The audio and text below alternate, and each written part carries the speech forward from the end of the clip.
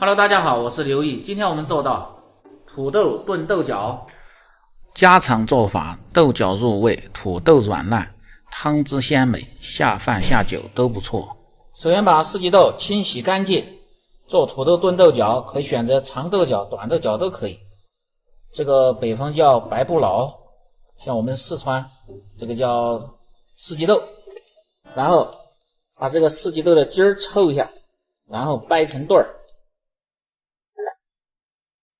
把土豆削皮洗净，然后切成大小均匀的块，稍微厚一点，因为这是属于炖菜，也叫熬菜，时间稍微长一点更入味，而且这样吃着口感沙沙软软的，特别的好吃。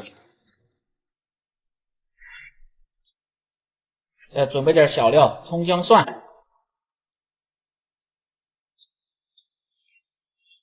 再准备点五花肉片，增加香味。土豆炖豆角，食材也准备好，开做。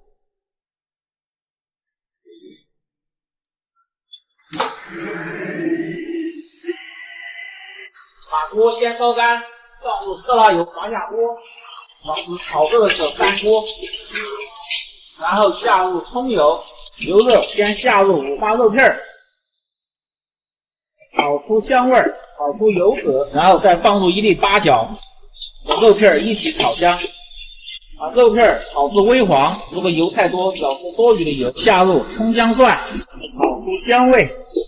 把葱姜蒜炒至微黄，下入郫县豆瓣酱和黄豆酱，炒出香味，炒出颜色，然后放入料酒，炒香，下入生抽炒香，放入少许的老抽。放个颜色，先把酱料炒香，然后下入土豆和豆角，炒香。要做类似的熬菜、炖菜，把酱汁酱料一定要提前炒香。如果是炖素菜的，最好是放入猪肉，没有猪肉的放入猪油。把酱料炒香过后，下入这些配菜。把这些配菜放在酱汁当中，一定要稍微多炒一下，炒出香味，酱的颜色炒在这些配菜上边，这样炖出来的菜味道特别的香。炒至2分钟，加入开水，大火烧开，关小火，炖至10分钟。汤汁的量一定要淹没过食材。调味儿。放入少许的盐、少许的白糖和鸡精、味精。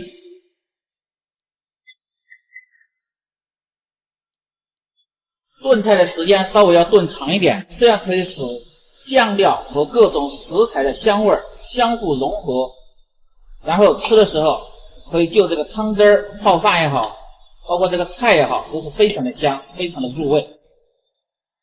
炖至汤汁粘稠即可关火。出锅放入少许的香油，增加香味，放入碗中。